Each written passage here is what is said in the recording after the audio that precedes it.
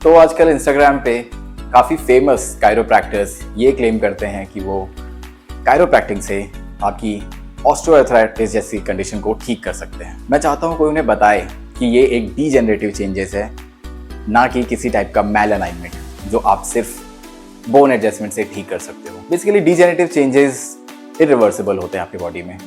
आप चाहो तो मसल वीकनेस को मसल स्ट्रेंथनिंग से ठीक कर सकते हो, बट ये bone adjustment would do nothing for you. तो बस मैं यही कहना चाहूँगा उन फेमस कायरोप्रैक्टर से कि लोगों को ऐसे फॉल्स होप न दें ऐसे गलत वीडियोस बना के।